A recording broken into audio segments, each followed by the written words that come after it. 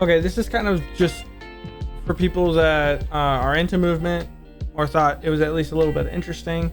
And just some minor detail that I kind of noticed. Okay, so you kind of have to notice a little bit of my keyboard.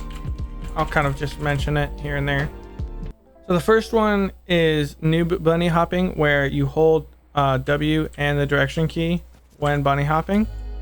One of its uses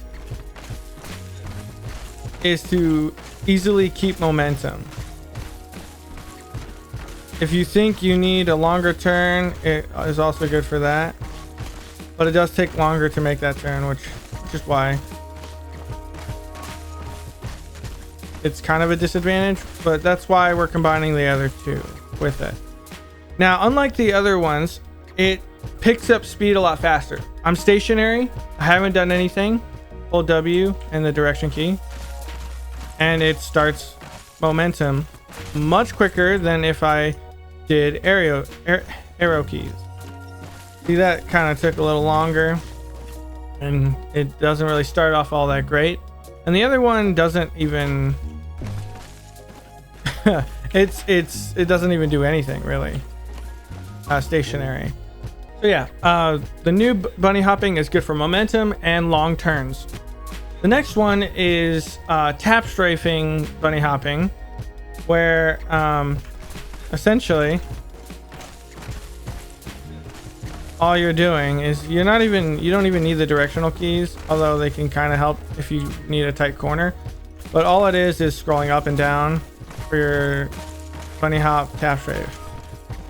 Its downfall is that it does slow you eventually. You can mess it up, but its advantage is, you know, just relaxing, going around corners.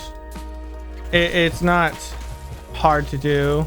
And the last one is the regular bunny hopping, which is just the directional keys and you're jumping. For the longest time, it was just hard for me to do it. I just struggled with the nuance of it, which is the turning, the switching between A and D. I just messed up a lot in the very beginning, which is why I did the noob one, which is with the W. But its advantage is just overall that is the best way to do it. It's pretty much the best one. But aside all that, combining it all can lead to overall just very long bunny hopping.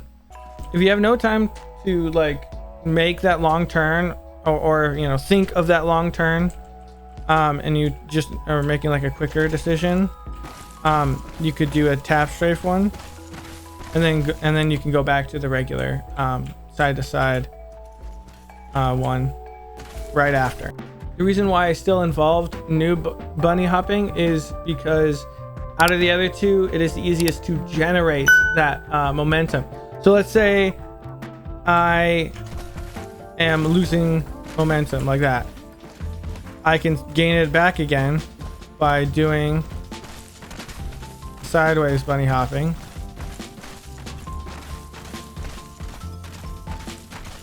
And I pick up my momentum again. Okay, well, before you go click off this and go try it, you do need to know one thing, and that is to go from new bunny hopping back to regular bunny hopping is a lot harder, and it takes, I don't know, more time, especially to think about it, because you have to switch at the right time. But to make it a whole lot easier, go from new bunny hopping to tap strafe bunny hopping to regular. So it would look something like this. So new bunny hopping, tap strafe, and then regular. Okay. If I did it the other way, if I skipped the tap strafe one, most often cases will lead you to just depleting your momentum. Yeah, I kind of just stumbled a few times. And it takes a little bit of planning ahead even to switch. See, like that? That's a perfect one. I went from A to D and D to A. You can't really go from doing a new bunny hopping to regular in between. It really cuts it off there. But adding the tap strafe bunny hopping to it will make it a whole lot easier to switch. You like that? whole lot cleaner. So just as an added bonus, backwards bunny hopping. Now it's basically the same thing. The only thing you really have to think about differently is how you are moving the mouse. When you're going backwards and you hold D, you want to slightly move the mouse to the left, and same thing in reverse. If you're going to be moving left, you want to move your mouse to the right side. That way your point of view is still going backwards, because you can end up turning back to your front position. Just to recap and summarize all of it, is the entire time you're going to use the regular bunny hop for the left and right input, and you're only going to use the noob bunny hopping if you want to keep momentum or if you're losing momentum.